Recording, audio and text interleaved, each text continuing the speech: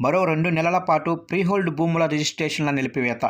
నిషిద్ధ జాబితా నుంచి తప్పించి యాజమాన్య హక్కులు కల్పించిన భూముల ఫ్రీహోల్డ్ రిజిస్ట్రేషన్ల నిలిపివేత గడువును మరో 2 నెలల పాటు పొడిగిస్తూ ప్రభుత్వం బుధవారం ఉత్తర్వులిచ్చింది. ఇక నిషిద్ధ జాబితా నుంచి తప్పించి యాజమాన్య హక్కులు కల్పించిన భూముల రిజిస్ట్రేషన్ల నిలిపివేత గడువును మరో 2 నెలల పాటు పొడిగిస్తూ ప్రభుత్వం బుధవారం ఉత్తర్వులిచ్చింది.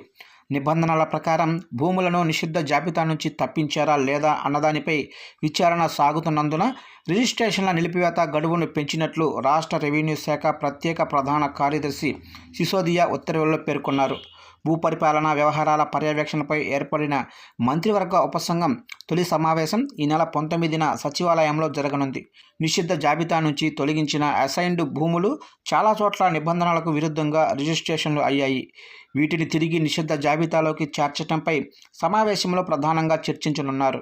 అలాగే ఈనాం సర్వీస్ భూములను నిషిద్ధ జాబితా నుంచి తప్పించడంపైన సమావేశంలో చర్చించనున్నారు. 6 ఏళ్ల కిందట తెదేపా హయాంలో ఈ భూములను నిషిద్ధ జాబితా నుంచి తప్పించేందుకు ఆర్డినెన్స్ తెచ్చింది. వైకాపా ప్రభుత్వం తదుపరి చర్యలను పట్టించుకోలేదు. దీనివల్ల ఆ భూములు నిషిద్ధ జాబితాలోనే కొనసాగుతున్నాయి. అలాగే ప్రైవేటు భూములను కొన్ని చోట్ల అక్రమంగా నిషిద్ధ జాబితాలోకి చేర్చారు. వీటిపై సమావేశంలో చర్చించనున్నారు.